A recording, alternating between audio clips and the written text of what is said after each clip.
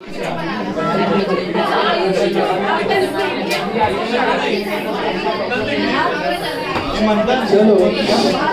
Module सब आया, homework आया। चलो now listen, tell me the entry answer for homework sum। Homework का क्या आया?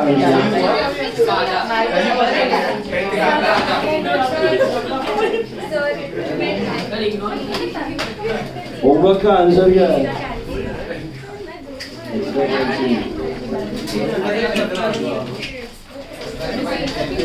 15 सम ना कौन सा?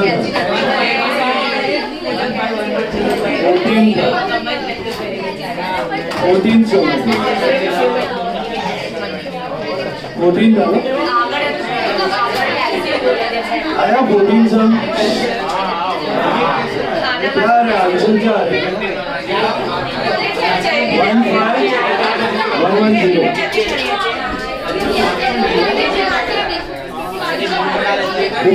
14 sum 15,110। Did you get it? अभी सुनो,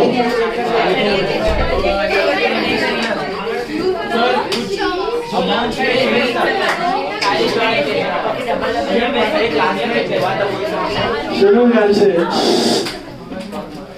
14 सम आया, होमवर्क आया। अभी all of you take sum number 17, star mark करना, page 117, page 117, sum number 17। This can come for 15 marks if at all. आया तो सीधा 15 मार्क का आएगा या तो 20 मार्क का आएगा, ठीक है? देखो ध्यान से, एकदम चुप। Lion Club, page 117, sum number 17, page 117, sum number 17, receipt and payment account of Lions Club. It's a straight sum.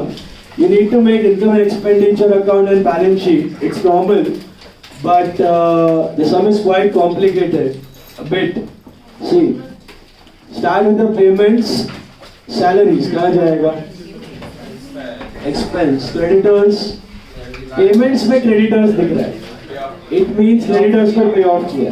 अभी पता है, एक साल पहले हमने लोन देखा था, उसमें से आधा पे ऑफ किया था। Okay, now this is payment to creditor. I'll show you in the note. Printing and stationery is what? Expense. तो creditors क्या करने का? माइनस करने का from creditor. Minus from creditor लिख दो। Payment to creditor is minus from creditor. थोड़ा अलग आइटम है, ध्यान देना, बात मत करो, स्किप हो जाएगा, समझ में नहीं आएगा। Postage, expense, telephone and telex, expense, repairs and maintenance, expense, glass and table linen, expense, crockery and cutlery, expense, garden upkeep, expense, membership fees, expense। ये लाइफ मेंबरशिप फीस नहीं है, वो अपना रिसीट होता है। ये मेंबरशिप फीस मतलब the organisation is a part of some bigger group, some society, जिसका मेंबर होने के लिए it is paying the fees. Are you understanding? जैसे FICCI होता है, federation of confederation of Indian industries, CCI होता है, ओके? तो उसका मेंबरशिप का फीस है। Organisation is paying it to someone, so that's expense. Insurance is expense, electricity is expense, closing balance of cash and bank is current year asset, opening balance of cash and bank is last year asset, subscription received is income। शुद्ध है अशुद्ध है? अशुद्ध है, मिलावटी है, सब adjustment करना पड़ेगा। एंट्रेंस डोनेशन मतलब एंट्रेंस फीस, इसके बारे में कुछ नहीं दिया तो क्या करने का? सपोज कैपिटलाइज, बट इंफॉर्मेशन में पढ़ो, कुछ दिया है क्या एंट्रेंस फीस के बारे में? See, 50% of the entrance donation was to be capitalized. There was no pending membership as on 31st March 2016. मिला? तो आधा कैपिटलाइज करना है, आधा इनकम है। ये सब में है ना, एंट्रेंस फीस का ये एडजस्टमेंट और क्रेडिटर्स, यही सबसे इंपॉर्टेंट है। क्रेडिटर्स और एंट्रेंस फीस क्रैक कर लिया तो सम बहुत इजी है। इंटरेस्ट रिसीव्ड कहाँ जाएगा? Income. Sale of asset circle करो, वो कौन सा वैल्यू है वहां पे? Sale value. Search for book value, search for book value of asset sold. आज क्रेडिटर्स पेमेंट साइड में आपने ઈ पे ऑफ हाँ वो क्रेडिटर्स कर रहा हूँ डिस्कस, अभी पूरा समझा हुआ है। बताओ मेरे को अपना बुक वैल्यू कितना है? 10,000। पॉइंट नंबर 5 है cost of assets was 10। So asset में से क्या माइनस होएगा? 10,000 बुक वैल्यू। एंड बेचा है आपने 8,000 में, तो 2,000 का क्या हुआ आपका? लॉस। तो लॉस जाएगा एक्सपेंस में, सही बात समझा? Miscellaneous income, income receipts at coffee room, soft drink, swimming pool, tennis court, ये सारे इनकम है। The assets and liabilities of 1415. What is 1415? 1415 क्या है? Opening balances, last year asset. Fixed assets net दिया हुआ है 5 lakh. LYA, CYA, SPD. Stock कौन सा स्टॉक है ये? Opening stock. कुछ तो पता चलेगा, कुछ आइटम का ओपनिंग स्टॉक रहेगा, उसमें ऐड। और second effect last year asset. Investment of 12% government securities, last year का इन्वेस्टमेंट है, last year asset and current year asset, और percentage indicate hidden adjustment. Outstanding subscription, कौन सा आउटस्टैंडिंग है बेटा? Last year outstanding. क्या करने का? Last year outstanding, last year asset, और माइनस करना है कि नहीं करना है? करना है। अशुद्ध मिलावटी है तो करना है। प्रीपेड इंश्योरेंस, कौन सा प्रीपेड है? Last year prepaid. क्या करने का? Add to insurance and last year asset. Are you listening? Sundry creditors, ये कौन से क्रेडिटर है? ओपनिंग की क्लोज है? ओपनिंग क्रेडिटर है, मतलब जाएंगे last year liability, last year liability, last year के क्लोजिंग बनेंगे ये साल के ओपनिंग। फिर क्रेडिटर्स को कैसे टैकल करना मैं बताता हूँ। सब्सक्रिप्शन रिसीव्ड इन एडवांस, मतलब प्री रिसीव। प्री रिसीव अब लास्ट ईयर है तो ऐड करना है, और लास्ट ईयर लाइबिलिटी, बराबर है? ऐड करना है कि नहीं करना है? करना है। Income belongs to this year. Entrance donation received pending membership, underline that या स्टार मार्क करो। Entrance donation received pending membership, इसका मतलब है कि ये सॉर्ट ऑफ प्री रिसीव हुआ। क्यों? एंट्रेंस डोनेशन का पैसा तो आ गया, लेकिन अभी तक मेंबरशिप अलॉट नहीं हुआ है। तो एक तरह का क्या है ये? प्री रिसीव्ड एंट्रेंस फीस है, बट कौन सा प्री रिसीव्ड है? लास्ट ईयर का। मतलब इसके पैसे लास्ट ईयर आए थे, लेकिन तभी तक मेंबरशिप अलॉट नहीं हुआ था, मेंबर ने एडवांस में फीस दे दी थी, तो वो लास्ट ईयर लायबिलिटी, और ये साल अलॉट किया होगा मेंबरशिप, तो ये साल के मेंबरशिप अपना एंट्रेंस फीस में add. Entrance donation pending membership का मतलब समझ में आया? पेंडिंग मेंबरशिप का मतलब है कि अभी तक मेंबर बना नहीं है, लेकिन पैसे भर दिए। पैसे भर दिए तो प्री रिसीव हो गए ना, पैसे आ गए, लेकिन मेंबरशिप मिलना बाकी है। Is it clear? तो पिछले साल का प्री रिसीव है, तो मेंबरशिप कब अलॉट हुआ होगा? ये साल में, तो ये साल में ऐड। इनकम में ऐड और लास्ट ईयर लायबिलिटी। बात समझ आई? Entrance donation pending membership, fees received in advance, it is one and the same. Okay, then gratuity fund liability. What is gratuity fund? बुढ़ा होता है, रिटायर होता है ना एम्प्लॉय, तो वहां से पैसा देते हैं। It's like provident fund. अच्छा, यहाँ तक समझा? अब पढ़ो आगे। Subscription received in advance as on 31st March 16 was 18,000. ये करंट ईयर प्री रिसीव्ड हुआ। क्या करना है? Current year pre receive minus और करंट ईयर लायबिलिटी। अच्छा, माइनस करना है कि नहीं करना? डेफिनेटली करना है। शुद्ध अशुद्ध, sorry. Outstanding subscription as on 31st March 16 was 7,000। This is current year outstanding. क्या करने का? Add to income and assets करना है, add, yes. Outstanding expenses are salary and electricity. क्या करने का? Outstanding expense of current year, add to respective expense and liability, बराबर है? 50% of the entrance donation was to be capitalized. There was no pending membership as on 31st March 16. मतलब इस साल का कोई पेंडिंग मेंबरशिप नहीं है। लास्ट ईयर वाला ऐड हो जाएगा, बट करंट ईयर का कोई प्री रिसीव्ड नहीं है। अब उसका एक नोट बनाऊंगा मैं, समझ में आएगा आपको, आगे भी एक पार्ट है उसका। The cost of asset sold net as on 1415 was 10,000। This is your sale book value. तो एसेट में से क्या माइनस करने का? बुक वैल्यू, और आपका जो लॉस है वो जाएगा आपका expense.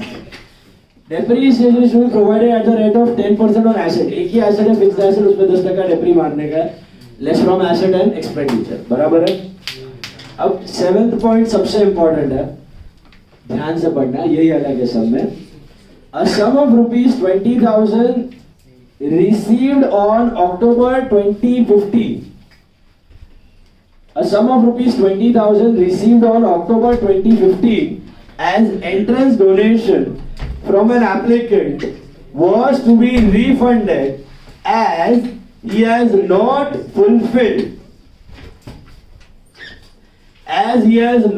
fulfilled the requisite membership qualifications. The refund was made on 3rd of June 2016. Read it once again. A sum of 20,000 received in October 2015. Decide, where will October 2015 fall? 2015 or 15-16? Current year. 15-16 में आएगा। October 15 है, तो 15-16 में पड़ता है, current year में पड़ता है। 15-16 करंट ईयर का 20,000 आया हुआ एंट्रेंस डोनेशन है from an applicant was to be refunded as he has not fulfilled the requisite membership qualifications. The refund was made on 3rd of June 2016. अपना साल को खत्म हो रहा है अभी, तो हम लोग क्या बोल रहे हैं, जो एंट्रेंस डोनेशन आया ना उसमें 20,000 कैंसिल करो और रिफंड करो, लेकिन रिफंड अभी तक दिया नहीं है, देना बाकी है। तो सोचो इसको कैसे माइनस और लायबिलिटी।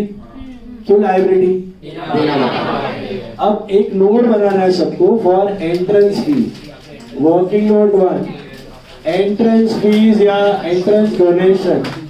ओके, एंट्रेंस फीस या entrance donation. Tell me what is the total amount of entrance fees receive. Receipt side पे कितना दिया? हाँ जी, received is 1 lakh. Lila, hello. Received is 1 lakh. अब ये 1 लाख में मैं एक चीज ऐड करने वाला हूँ, क्या पता है? लास्ट ईयर का प्री रिसीव जो पेंडिंग मेंबरशिप वाला था। तो add entrance donation pending membership, इसका मतलब समझा? हेलो, ये क्यों ऐड किया मैंने? इसका पैसा आपको लास्ट ईयर मिल गया था, लेकिन income belongs to this year. कुछ मेंबर ने एडवांस में पे कर दिया था, but income belong to this year, so I added it. All of you got that? Last year liability and added. So now the total fees becomes 2 lakh rupees, but out of these 2 lakhs 20,000 must be refunded because member has not fulfill the criteria. Membership criteria बना नहीं है तो refund करना है। तो minus entrance donation refunded कितना है? 20,000। ये हटा दो तो आपको कितना मिलता है? 1 लाख। अच्छा, ये 20,000 का सेकेंड इफेक्ट किधर जाएगा? लायबिलिटी। इस साल का लायबिलिटी। क्यों लायबिलिटी? क्योंकि अभी तक रिफंड पे नहीं किया है, पे करना बाकी है, इसके लिए लायबिलिटी 3rd जून को पे ऑफ होगा, बराबर है। अब फाइनल एंट्रेंस डोनेशन कितना मिला आपको? 1 लाख। उसका टुकड़ा कर दो, उसका आधा इज इनकम एंड आधा इज कैपिटलाइज्ड। क्योंकि आपको मालूम थोड़ी है कि ये 1 लाख कैपिटलाइज वाला है कि ये 20,000 कैपिटलाइज वाला है, तो पहले सारा एडजस्टमेंट कर लो और लास्ट में तोड़ दो। तो I think 90,000 will go to income and 90,000 will be added to capital fund. तो एंट्रेंस डोनेशन में अभी यहाँ पे कुछ भी मसाला एडजस्टमेंट करने की जरूरत नहीं, तो आपको दोनों जगह मगजमारी होता। आपको 1 लाख में से 50-50 हजार लिखना है, वापस ये 1 लाख का 50-50 हजार लिखना है, वापस ये 2 लाख का 1-1 लाख होएगा, वापस ये 20,000 का 10-10 हजार, ये सब मगजमारी करने का जरूरत नहीं, क्योंकि एंट्रेंस डोनेशन आधा इनकम है आधा कैपिटल है। समझा? तो ये प्री रिसीव्ड वाले में भी आधा आता है, ये रिफंड में भी आधा आता है। तो पहला पूरा एडजस्टमेंट खत्म करो और लास्ट में 2 टुकड़ा कर दो, आधा इनकम आधा कैपिटल। Is this clear? अब जो बैलेंस शीट वाला इफेक्ट है वो सम के साथ दे देंगे, ये सीधा नोट में दिखा देगा। समझ में आया? बोल। सर जो 20,000 से करंट ईयर ना रिसीव में इंक्लूडेड। हाँ, करंट ईयर के रिसीट में पड़ा हुआ है लेकिन रिफंड कर, मतलब बट हम लोग उसको डिवाइड दोनों में करते हैं। हाँ 10 मिनट हो जाए। डेट देखो ना, अक्टूबर 2015 करंट ईयर का रिसीट में पड़ा हुआ मिला। एंट्रेंस ऑडिशन का पार्ट समझ में आया? हेलो, अब सुनो आगे एक और एडजस्टमेंट है आपका क्रेडिटर्स का। Purchases made during the year are 15 lakh rupees. अभी किसका परचेज किया होगा? तो नीचे देखो पॉइंट नंबर 10 में, the club as a matter of policy charges to income expenditure account all purchases made on account of crockery, cutlery, glass and linen in the year of purchase. तो ये किसका purchase है? आपको answer पता चल गया नीचे कि क्रॉकरी, कटलरी, ग्लास, लिनन का परचेज है आपका। दिखा? मिला? अब ये परचेज कैश परचेज है कि क्रेडिट परचेज? कुछ नहीं दिया तो भी assume it is on credit. तो 2 इफेक्ट होना चाहिए, तो एक तो परचेज जाएगा एक्सपेंस में और एक ऐड टू क्रेडिटर्स। तो make another note for creditors. Creditors का क्या सीन है? क्रेडिटर्स देखो, मुझे देख के बताओ लास्ट ईयर कितने के थे? 2015 में कितने का क्रेडिटर्स था आपका? 1,12,000 का था। 1,12,000 का था। लास्ट ईयर का क्रेडिटर था 2015 का 1,12,000। ये LYL से CYL में आएगा। अब याद करो क्रेडिटर का सीक्वेंस कैसे चलता है। क्रेडिटर से आप पहले माल खरीदते हो, फिर पे करते हो, फिर बैलेंस बचता है, वापस खरीदते हो, वापस पे करते हो, वापस बैलेंस बचता है। याद आया? फाइनल अकाउंट से वो बताया था, क्रेडिटर्स अकाउंट बनाया था हमने एक सम में। तो ये अकाउंट नहीं है, ये वर्टिकल फॉर्म में दिखा रहा हूं। ओपनिंग बैलेंस है, इसमें परचेज क्या हो जाएगा? ऐड हो जाएगा। कितने का परचेज किया? 15 लाख। दिख रहा है? तो ये हो जाएगा 16,12,000। परचेज का दूसरा इफेक्ट जाएगा एक्सपेंस में। अनएकोडेड परचेज है ये basically. Opening balance last year से कब का 1,12,000 उतना चुकाना था। 1,12,000 you were supposed to pay at the beginning of the year. Then you got more. So now you are supposed to pay 16,12,000. Now you have actually paid. Where do you see the payment? Creditors 15-20. हाँ, creditors कितना है? 15,20,000, right? बराबर है? ये कहाँ दिखा payment to creditors? आपको payment में दिखा। तो उसका एक ही इफेक्ट है, रिकॉर्डेड आइटम क्रेडिटर्स से माइनस। एंड बचा कितना? 92,000। ये कहाँ रिफ्लेक्ट होगा? Current year liability. Is this clear? 2016 का लायबिलिटी में दिखेगा। बात समझ आया? Last year liability, this is something similar to your you can say loan. Last year loan था, ये साल चुकाया तो बचा हुआ लोन इधर, इसमें खाली परचेज ऐड हो गया क्योंकि और खरीदा है। Is it clear? Similar to loan, loan खरीद लिया तो बढ़ा, चुकाया तो घटा।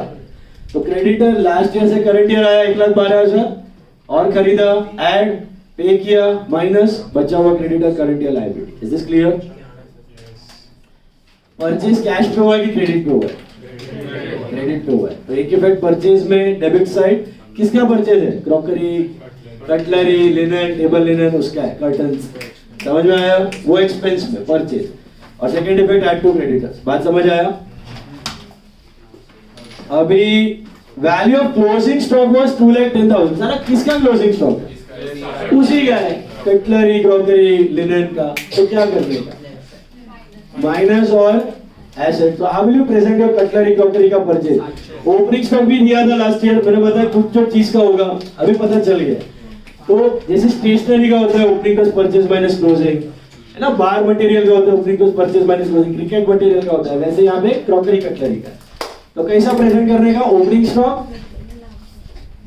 एक्सपेंस में कैसा दिखाओगे? Opening stock plus purchase minus closing stock, और you can write purchase plus opening minus closing. Opening will go to last year asset, closing will go to current year asset. Is this clear? Hello. किसका purchase है ये? Crockery, cutlery, glass, linen, बोलो बोला। तो अभी मेरे को expense में भी कुछ तो दिख रहा है यहाँ पे। ये दिख रहा है ये glass and table linen, crockery, cutlery, ये वापस इधर एक्सपेंस में भी है। ये क्या होगा? वो कैश परचेज है। Absolutely right. वो कौन सा परचेज है बेटा? कैश परचेज, क्योंकि पेमेंट में लिख रहा है तो ताबड़तोड़ पे कर दिया। तो क्रेडिट परचेज भी है और कैश परचेज भी है। ये समझ में आया? बोलो, वो अलग है दोनों। हाँ, क्या डाउट? एसेट्स में जो आएगा उसका अकाउंट का नाम क्या लिखा सब साथ का? एसेट्स में नहीं, एक्सपेंस में। परचेजेस, हाँ directly purchases add opening stock less closing stock. Bracket में मेंशन करना है तो क्रॉकरी, कटलरी लिख सकते हो, नहीं लिखा तो भी चलेगा। सब में लिखने की जरूरत नहीं। बताता हूँ प्रेजेंटेशन क्या एक्सपेंस पूरा दिखा देगा। Purchase plus opening minus closing नहीं, वो एक्सपेंस वाला अलग, क्रेडिट वाला अलग। बताता हूँ प्रेजेंटेशन।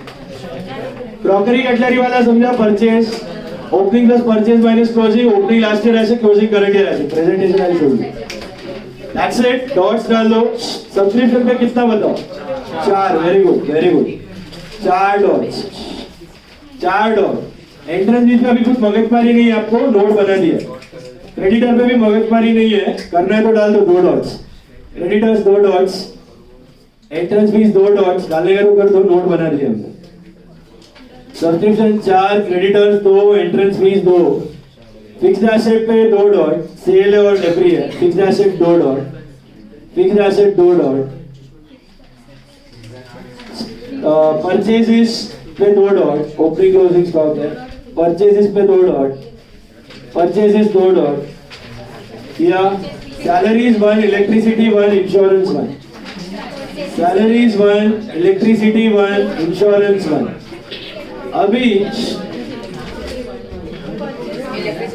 Salary, electricity, insurance.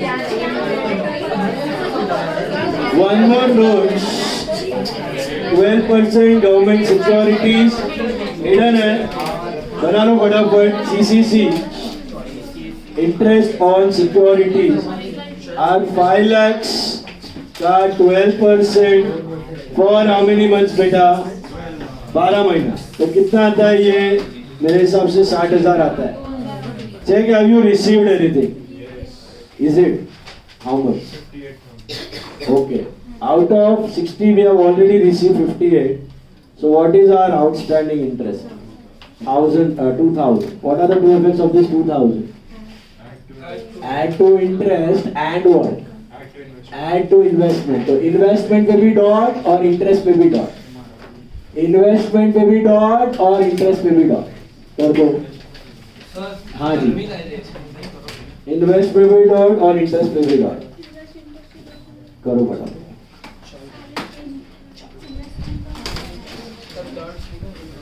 या इन्वेस्टमेंट और इंटरेस्ट पे डॉट साथ में करते जाओ। डबल बैलेंस शीट है क्योंकि capital fund is missing.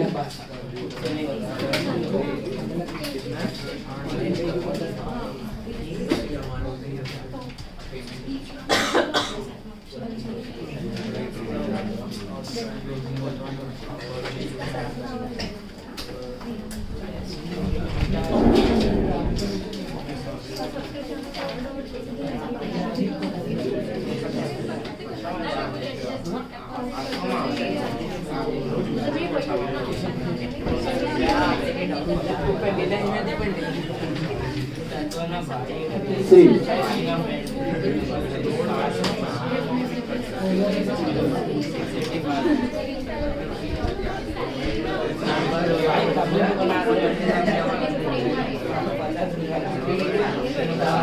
not enough salary outstanding.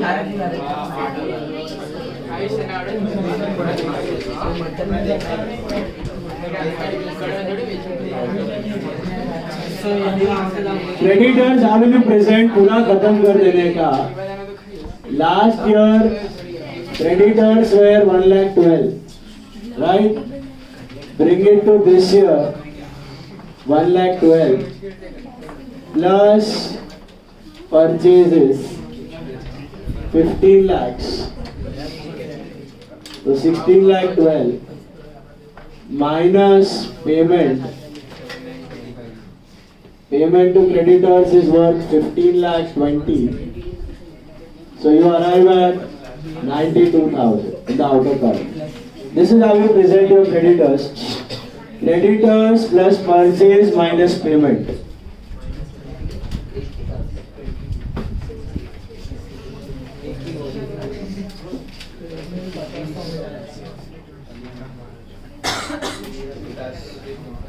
Printing bid order, stationery bid.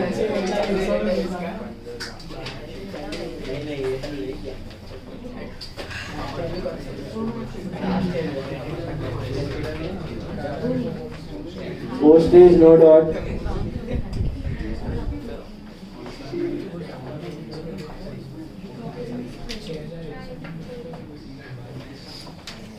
Telephone and telex. Any dot?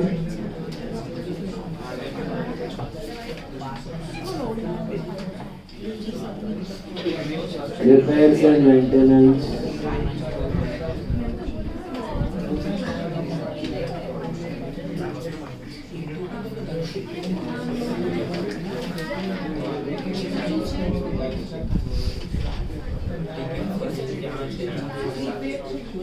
Crockery and cutlery. Guys, quick. Garden upkeep.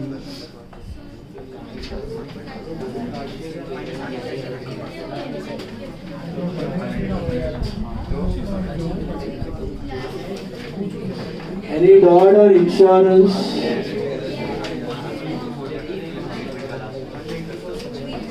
Prepaid है ना? How much? Last year.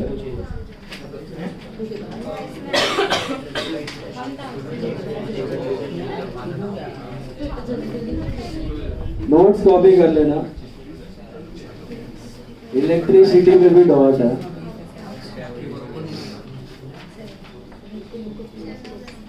Outstanding.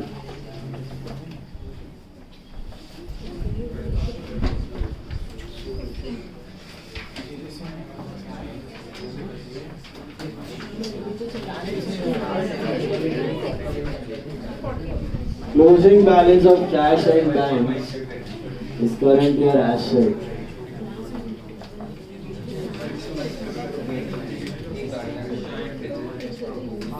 Two lakh 24,600 मिला.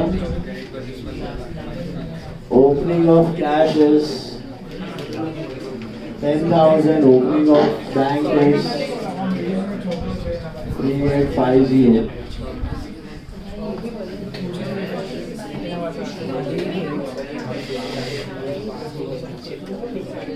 Subscription 2,02,750 plus.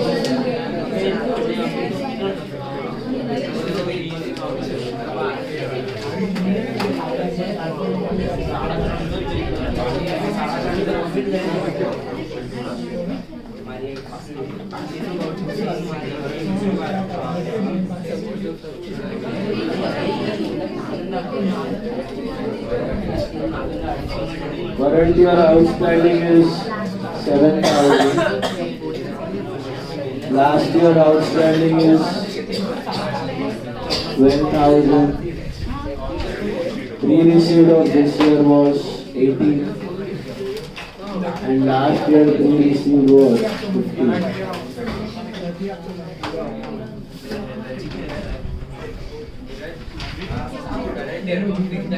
बराबर है 194,750 आया. Hello. Subscription. Is that right? Entrance donation है ना, सीधा final value कितना आएगा इधर 90,000 और कैपिटल फंड में ऐड एंट्रेंस डोनेशन कितना सीधा 90. समझ में आया? नोट बना दिया है, सीधा फाइनल कर। क्रेडिटर्स का डायरेक्टली लिख सकते हो, बताया तो बेटर है, चलेगा। इसमें क्या आधा आधा, हर एक में आधा आधा करना था, दैट विल बी सेफ्टी। उधर डायरेक्टली भी कर सकते हो, क्रेडिटर्स भी डायरेक्टली लिखा चलेगा, नोट में लिखा दिया। You can interest received any dot 58,000 पे add outstanding interest for current year it is 2,000, तो ये हो गया है 60। sale of asset, तो fixed asset in the last year were 5 lakhs, bring it to this year, less sale, less book value. What is the book value? 10,000. So that becomes 4,90,000 and every 10%. So 49.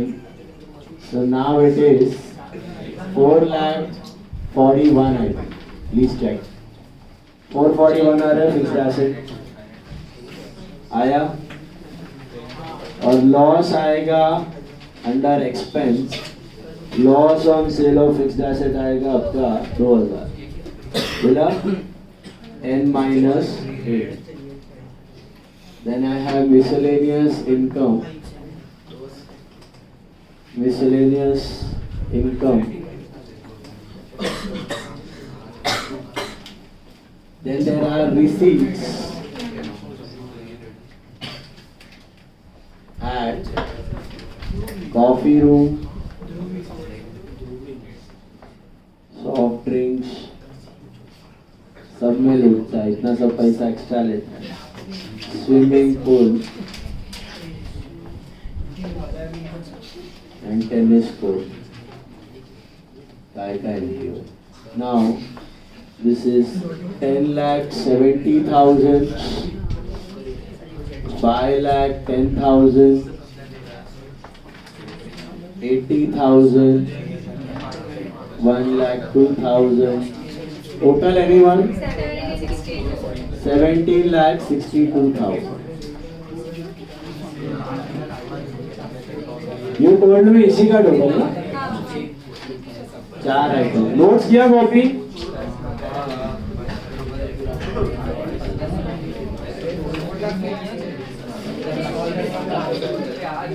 चलो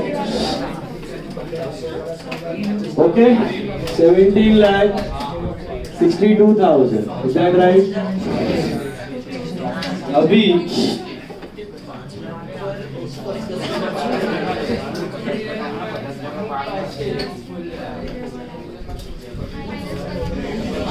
fixed asset हो गया stock. Last year stock crockery, cutlery,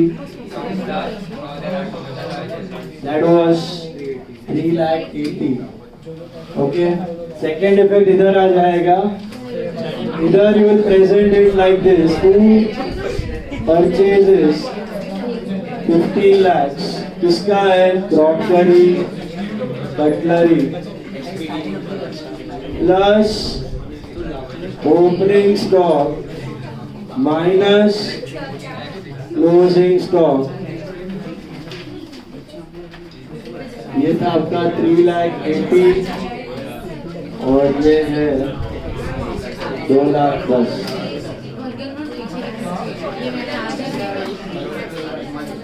16,70,000 आ रहा है, please check. 16,70,000 cash purchase अलग है, ये ना crockery cutlery ये दिख रहा है, कैश वाला अलग से दिखाने का जरूरत नहीं है। कंबाइन में थोड़ी स्टॉक है, खाली क्रेडिट वाले का स्टॉक। ओके, इधर होता तो इधर देते अलग से, डोंट कंबाइन, अलग से दिखाओ। देन ट्राई करो खुद से लिखो। 12% investment in securities are 5 lakhs. आगे से जरा अमाउंट लगेगा ना भाई लास्ट ईयर का लेके आओ करंट ईयर में, फिर plus outstanding interest on securities 2000, तो ये हो गया 5,02,000.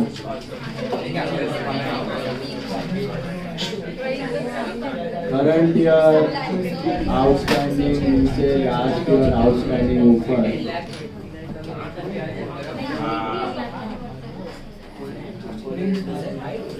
Pre-received subscription of last year was 15,000. Pre-received of current year is 18,000. Prepaid insurance of last year was 1,000. Creditors हो गया, subscription entrance donation last year. Entrance donation was 1 lakh. Gratuity fund last year was 1,50,000. ये साल भी entrance donation 90 लिख दिया. Gratuity fund is 1,50,000. Pre receive हो गया. Outstanding salary है 8,000. आउटस्टैंडिंग इलेक्ट्रिसिटी है 15,000. Entrance fees done. Entrance fees refundable 20,000. Entrance fees refundable 20,000. Don't forget that. Depreciation on fixed asset is 49. Purchase is 15. Stock of crockery, cutlery. Crockery cutlery का stock is 2,10,000.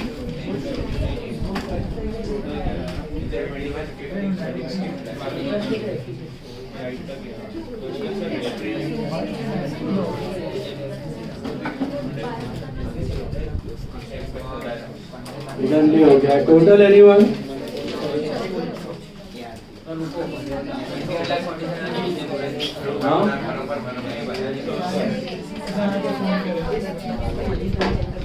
बताओ फटाफट total.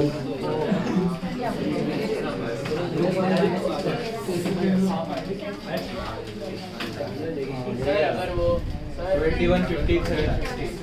अगर वो refunded paid हो जाता तो ये सारे अगर रिफंडेड पेड हो जाता ना तो पेमेंट में दिखता, और अगर अनरिकॉर्डेड है ना तो बैंक से minus. Good question, very good question. क्या बोला उसने? 3 जून को रिफंड हुआ है. Are you listening? बट अगर 31 मार्च से पहले ही रिफंड हो जाता तो पेमेंट में रिफ्लेक्ट होता.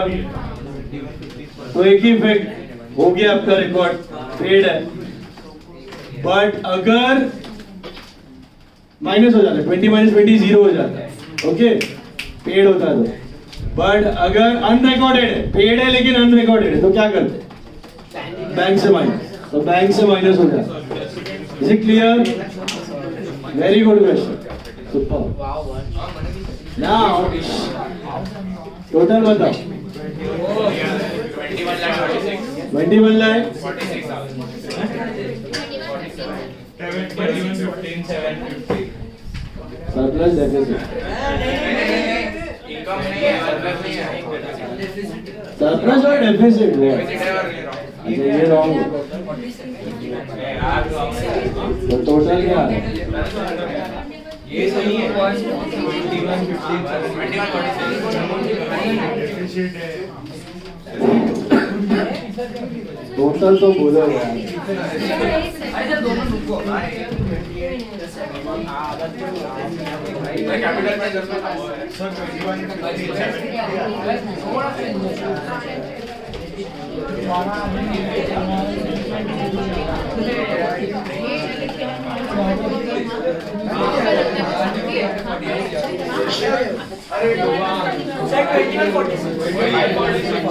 Surplus or deficit?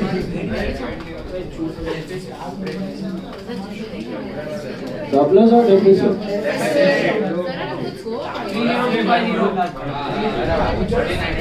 कितना?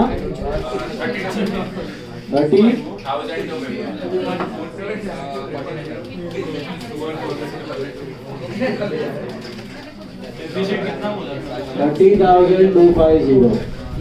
Total of opening balance sheet? 14 lakhs and 6,850. Capital fund?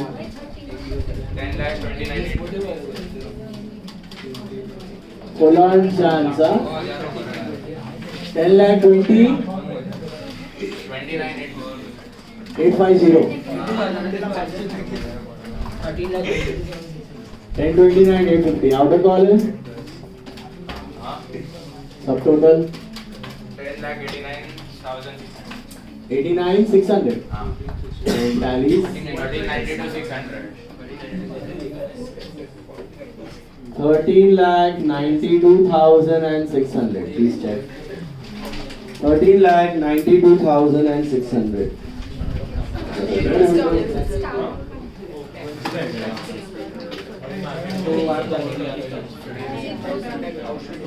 रोज वाला देता है रोज वाला हमारी गाड़ी में दो चलती है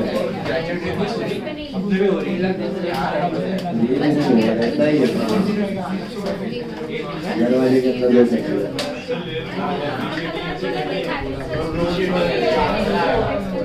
वो पता नहीं गाड़ी गाड़ी भी अप्रिशिएट है गाड़ी है पेंटिंग है गाड़ी है मेंटेनेंस बाहर आता है जितना अप्रिशिएट होगा उतना मेंटेनेंस आ जाएगा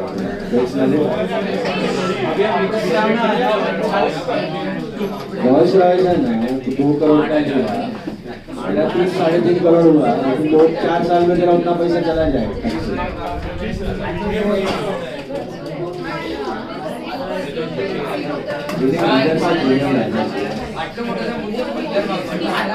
इतना बड़ा सम आने का फुल ऑन चांस है फॉर 15 to 20 मार्क क्योंकि एनपीओ आता ही 15 से 20 मार्क 15 मार्क का ही आता है आया तो सीधा 15 मार्क है 20 मार्क का भी आया फाइनल अकाउंट का एनपीओ है ना तो डायरेक्टली आज को 15 और 20 मार्क्स पे 10 मार्क का बहुत रेयरली आता है आया तो सीधा 15 सर तो 40 मार्क आधे चैप्टर में चाहिए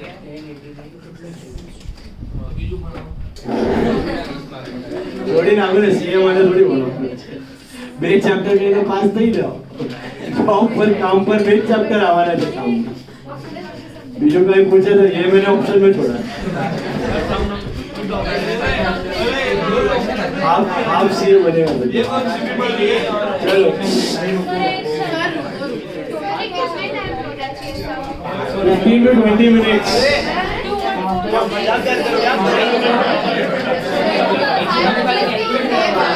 15 to 20 minutes.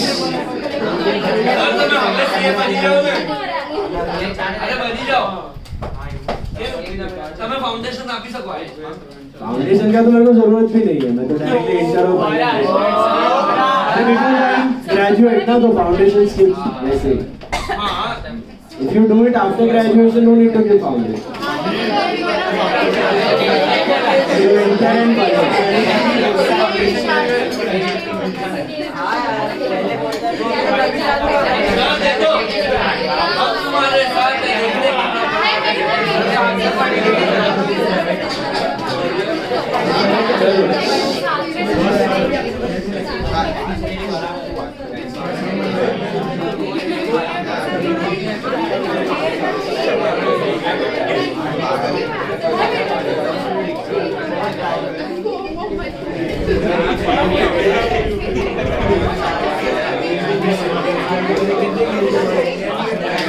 Now listen.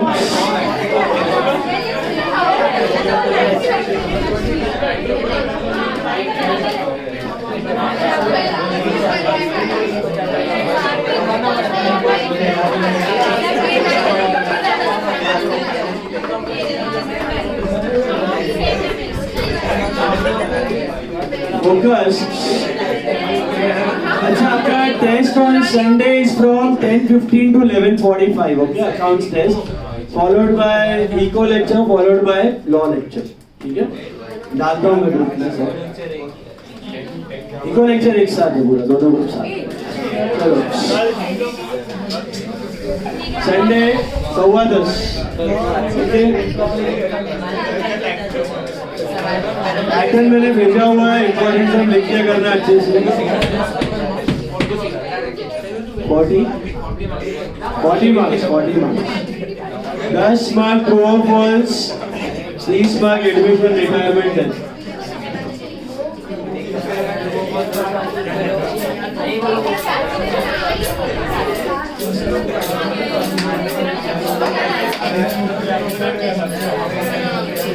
Okay, now listen.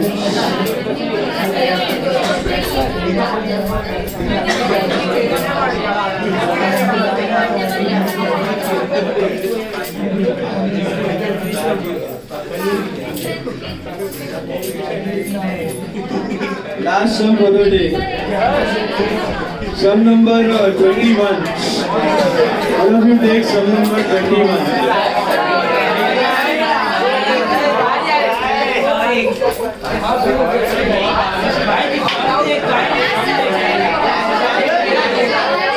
Last sum number 21, last sum.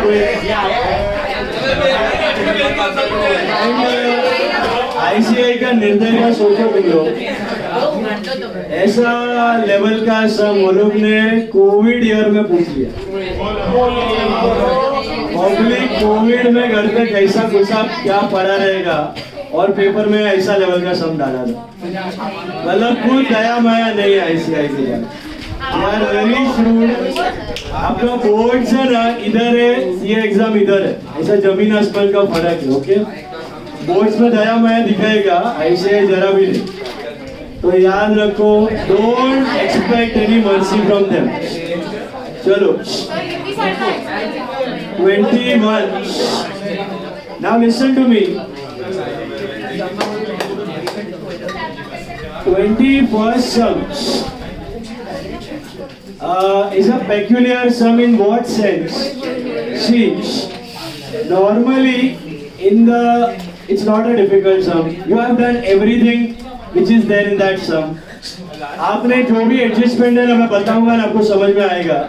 सारा का सारा किया हुआ. ओके, खाली कॉलेज के पॉइंट ऑफ व्यू से दिया है, इसलिए थोड़ा आपको है ना कॉलेज का. अभी आप सब लोग कॉलेज में पढ़ते हो तो आपको पता है कॉलेज का खर्चा क्या होता है, कॉलेज का इनकम क्या होता है.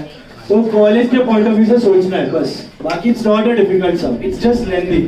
And more importantly why it is different, because in the question if you check they have not given you receipt and payment account.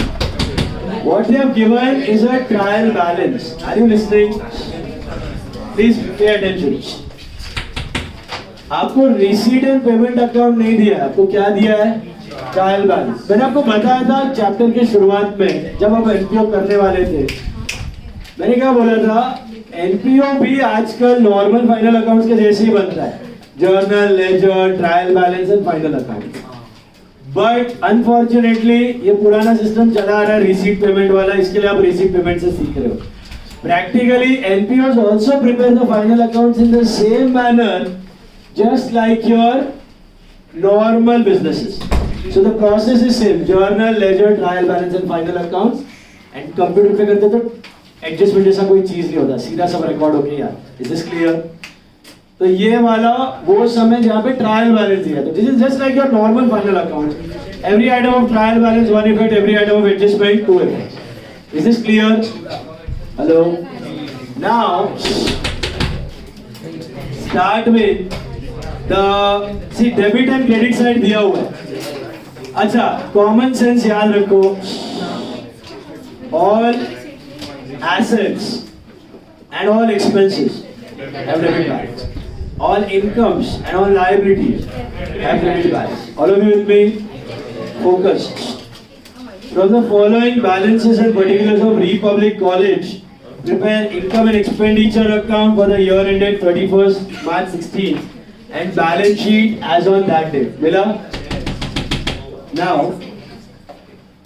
seminars and conference receipts, income, सब मीनिंग खाली college के perspective से सोचो, अपने आप answer आएगा. Consultancy receipts, income, security deposits from students, liability. Is it asset or liability? Student से security deposit लिया तो वापस करना पड़ेगा, सो लाइब्रेरी. बराबर है.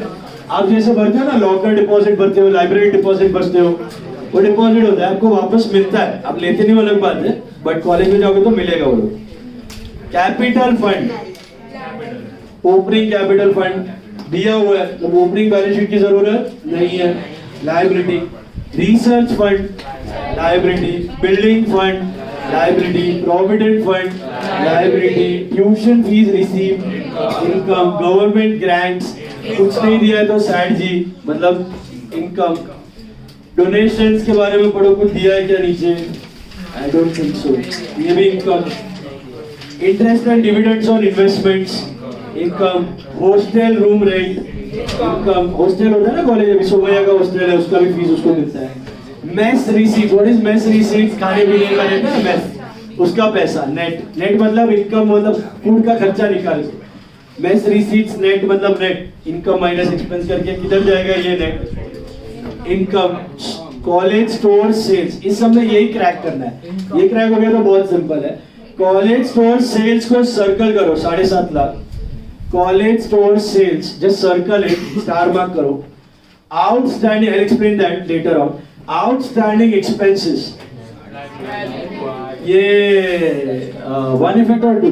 One. Recorded item, liability. Got it? This is like a normal final account, trial balance. Stock of stores and supplies opening, इसको भी सर्कल करो. अच्छा बता दो, चलो स्टॉक किधर जाएगा? ओपनिंग स्टॉक इधर, इधर परचेज में है. ओपनिंग स्टॉक मिला.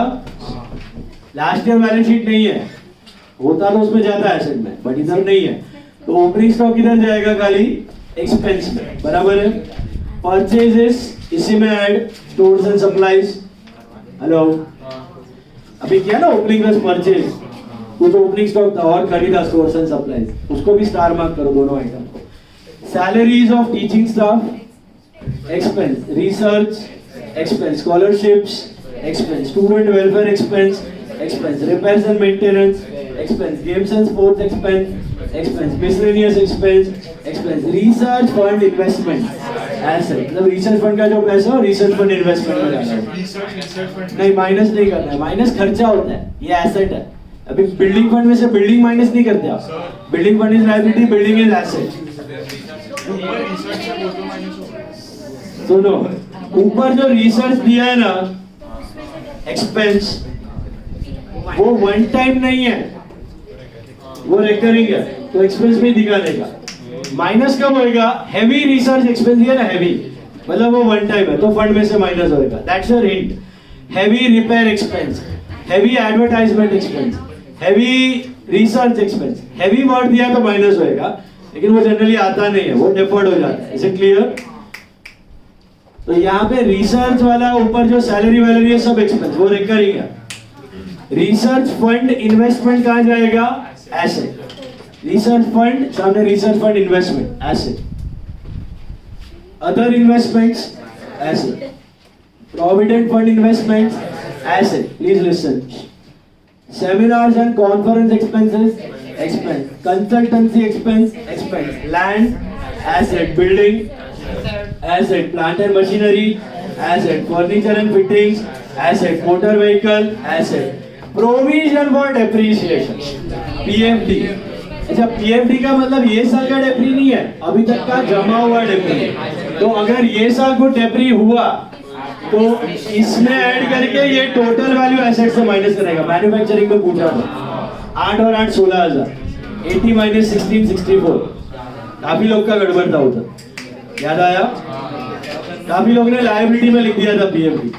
ये पीएफडी क्या करने का? एसेट में से माइनस करने का, लेकिन करंट ईयर का डेप्री ऐड करने के बाद. तो ये PFD is actually a liability, but you don't show it in liability. Asset में से माइनस. सो बिल्डिंग का प्रोविजन बिल्डिंग से माइनस, प्लांट एंड इक्विपमेंट का प्लांट से माइनस, फर्नीचर का फर्नीचर से माइनस, समझा? डेप्री करंट ईयर का ऐड करने के बाद cash at bank asset, library asset, material and supplied consumed for college stores, ये सब आइटम एक्सप्लेन करता हूं क्या है, सर्कल करो उसको। सेकेंड एडजस्टमेंट देखो, tuition fees receivable from government for backward class scholars, receivable, government bank पे class tuition fees receivable, tuition fees receivable, government grant receivable नहीं है, ग्रांट अलग, फीस में क्या करना है, receivable, add to fees and asset. Second adjustment पे बात कर रहा हूं मैं, पहला वाला बाद में बताऊंगा। Receivable add to income and asset, समझा? Hello, stores selling prices are fixed to give a net profit of 10% on selling price, मतलब आपने जो सेल्स किया ना 7.5 लाख, उसका प्रॉफिट मार्जिन है 75,000, वो क्या है मैं बताता हूँ। Depreciation is to be provided on straight line basis, underline that, depreciation on straight line. What is straight line? FIM, FIM मतलब बहुत सिंपल है, किस पे लेते हो आप, ओरिजिनल कॉस्ट है। तो अभी आपके पास बिल्डिंग इक्विपमेंट मोटर कार भी है और उसका PFD भी है, तो डेप्री किस पे लेने का, नेट वैल्यू पे लेने का, PFD माइनस करके की ग्रॉस, तो वो कॉस्ट है, समझ आया? जब भी PFD होता है तब आपको कौन सा वैल्यू दिया होता है एसेट का, कॉस्ट प्राइस। तो ये जो है बिल्डिंग का 16 lakh, plant and machinery 8.5 lakh, furniture 6 lakh, motor vehicle 180, क्या ये बुक वैल्यू है कि कॉस्ट प्राइस है? कॉस्ट प्राइस, क्योंकि PFD अलग से दिया हुआ है। तो डेप्री किस पे लेने का, सबका ओरिजिनल वैल्यू पे, कॉस्ट पे। लेकिन अगर स्ट्रेट लाइन के जगह होता RBM, तो PFD माइनस करते जो नेट वैल्यू आता उस पे डेप्री, calculation would have been different. समझ में आया? अगर FIM है तो कॉस्ट पे लेने का, RBM है तो PFD माइनस करके WDV पे लेने का, बात समझ आई? यहाँ पे तो FIM है। अच्छा, डेप्री का दो इफेक्ट क्या है, एक तो एक्सपेंस, दूसरा इफेक्ट डायरेक्टली एसेट से माइनस नहीं करने का, ऐड टू PFD, और वो PFD एसेट से माइनस करने का, समझ में आया? हेलो, तो चारों पे डेप्री दिया है, 5, 10, 10 और 20। अभी एक ही एडजस्टमेंट ये सब में इंपॉर्टेंट है, अभी तक तो चिंतित था सब कुछ, अभी तक कोई डाउट है? हेलो, देखो 5 मिनट में पूरा सब डिस्कस हो गया। मेन चीज अभी आ रहा है, देखो आपने फाइनल अकाउंट्स किया हुआ है, यस और नो? मुझे एक बात बताओ, सपोज ये आपका ट्रेडिंग अकाउंट है, बोर्ड पे देखो सब लोग, इधर देखो, सपोज ये आपका ट्रेडिंग अकाउंट है, हाँ, तो क्या बोर्ड, और ये आपका P&L है। आपका ओपनिंग स्टॉक इधर आता है, let's say opening stock was 3 lakh, purchase इधर आता है क्योंकि एक्सपेंस है, बराबर है? Sales you record it on the credit side, let's say the sales are 12 lakh, assume करते हैं, okay? Closing stock is on the credit side, it's a prepaid expense, let's say 1.5 lakh का आपका क्लोजिंग स्टॉक है, ये बच गया और एसेट में जाता है, ये लास्ट ईयर का एसेट एक्सपेंस बना। अच्छा, यहाँ पर आपका आता है ग्रॉस प्रॉफिट। अच्छा, मुझे एक बात बताओ, अगर परचेज में से 8 लाख में से 3 लाख का गुड्स, चलो 1 लाख का गुड्स, 1 लाख का goods are destroyed by fire, आप क्या करते हो? ट्रेडिंग क्रेडिट और P&L डेबिट करते हो। क्यों ट्रेडिंग क्रेडिट करते हो? क्योंकि ये गुड्स नॉर्मल गुड्स में बिका नहीं है, अगर मैं इफेक्ट ना भी दूं तो भी वही है, इधर क्रेडिट किया इधर डेबिट किया तो नेट इफेक्ट तो वही है। बट क्यों करता हूं मैं ऐसा? क्योंकि ये गुड्स जो जल गया है, या जो ड्राइंग्स में गया है, या जो सैंपल्स में गया है, ये हर साल होने वाला नहीं है, तो ये परचेज का हिस्सा होना चाहिए कि नहीं होना चाहिए? नहीं होना चाहिए, इसको हटा दो। क्यों हटा देते हैं? क्योंकि अगर परचेज में रहने दिया तो हर साल तो ये लॉस नहीं होगा, तो हर साल तो ये खर्चा होगा नहीं, तो आपका जो ग्रॉस मार्जिन है ना वो फ्लक्चुएट होते रहेगा हर साल। इसलिए आप परचेज और ट्रेडिंग में कौन से खर्चे दिखाते हो? रेगुलर वाले, कंसिस्टेंट वाले। समझो 1 लाख का गुड चल गया तो मैं यहाँ से रिमूव करता हूँ by loss by fire, goods loss by fire कितना 1 लाख, और इधर दिखा देता हूँ लॉस बाय फायर 1 लाख, तो मेरा नेट परचेज 7 लाख हो गया। तो मेरा मार्जिन उसके हिसाब से डिसाइड होगा और सेलिंग प्राइस भी उसके हिसाब से डिसाइड होगा। अगर मैं रहने दूंगा तो ये साल में ज्यादा मार्जिन लगा दूंगा, बट नेक्स्ट ईयर क्या ये लॉस होगा? नहीं, तो मार्जिन घटा दूंगा तो मेरा सेलिंग प्राइस भी जंप होते रहेगा, मेरा कस्टमर भी सरप्राइज रहेगा, ये साला क्या भाव कोट करेगा मालूम नहीं है, तो आपके साथ धंधा करेगा नहीं। Your prices should be consistent. तो वो कंसिस्टेंट कब होगा? जब खर्चे आपके कंसिस्टेंट होंगे। इसलिए ट्रेडिंग अकाउंट में मोटा मोटी कौन से खर्चे दिखाते हो? जो कंसिस्टेंट हो। अब नॉर्मल वाले कोई भी गुड्स ट्रेडिंग में रहने देते हो कि नहीं रहने देते? गुड्स लॉस बाय फायर हटाओ, डाल दो पीएनएल में। Goods withdrawn for personal use हटाओ, ड्राइंग्स में डाल दो। गुड्स गिवन एज सैंपल हटाओ, एडवर्टाइजमेंट में डाल दो, क्योंकि ये सारे खर्चे हर साल होने वाले नहीं है। यहां तक समझा? What if goods are given as salary? हटाओ, सैलरी में ऐड करो। What if goods are given as donation और चैरिटी? हटाओ, डोनेशन चैरिटी में ऐड करो। परचेज, जो गुड्स सेल हुए ना, सेल वही इधर दिखना चाहिए परचेज। उसके अलावा सारे गुड्स क्या करने हैं? हटा के डाल देने रिस्पेक्टिव जगह पे। समझा? अब मुझे एक चीज बताओ, ये मैं क्रेडिट में दिखाने के बदले परचेज से माइनस कर सकता हूं? बात तो वही हुआ, इफेक्ट तो सेम होएगा। Less goods loss by 5। In fact in the entry also sometimes you should write, याद है, loss by 5 to purchase. Loss by 5 to purchase ही लिखते थे, बट बेटर है ऑब्वियसली क्रेडिट साइड में दिखाना, बिकॉज ये इसमें खाली परचेज एक्सपेंस नहीं होता, प्रोपोर्शनली डायरेक्ट एक्सपेंस भी होता है। But if there are no direct expense, I can obviously subtract from purchase. If there are no direct expense, carriage, freight, royalty कुछ भी नहीं है, तो I can straight away subtract from purchase. Yes और no? फिर आता है आपका जीपी, बराबर है? अच्छा, जीपी कितना है? 12 प्लस 1 13.5 लाख माइनस 10 लाख 3,50,000, बराबर है? 3,50,000 का जीपी। यस, बराबर? Credit minus debit. इसके जगह पे मैं आपको बोलूं, the gross margins were 10% on sales. The gross margins were 10% on sale और क्लोजिंग स्टॉक ना दो, तो what is the gross margin? 10% on sale, तो my gross margins are 1,20,000। Now, if I don't give you the value of closing stock, will you be able to determine that? Very simple. दोनों में से एक चीज चाहिए आपको। Closing stock है तो जीपी मिलेगा, जीपी है तो क्लोजिंग स्टॉक मिलेगा। पहले सिनारियो में क्लोजिंग स्टॉक था 1.5 लाख, पहले सिनारियो में क्लोजिंग स्टॉक था 1.5 लाख, तो मेरे को जीपी मिल गया। अभी दूसरे सिनारियो में मेरे को मार्जिन, एक मिनट, मार्जिन थोड़ा ज्यादा कर देते हैं, नहीं तो लॉस में जाएगा। 12 लाख का समझो 30% मार्जिन रखते हैं, 30%, तो कितना हुआ ये? 3,60,000 हो गया, बराबर है? अभी आपका टोटल कितना हो रहा है? 1360 माइनस 12 लाख, 1,60,000 का आएगा क्लोजिंग स्टॉक। मेरा बोलने का मतलब है, अगर क्लोजिंग स्टॉक दिया है तो ग्रॉस मार्जिन मिल जाएगा, लेकिन अगर ग्रॉस मार्जिन दिया है तो क्लोजिंग स्टॉक मिल जाएगा। मिल जाएगा कि नहीं? पक्का?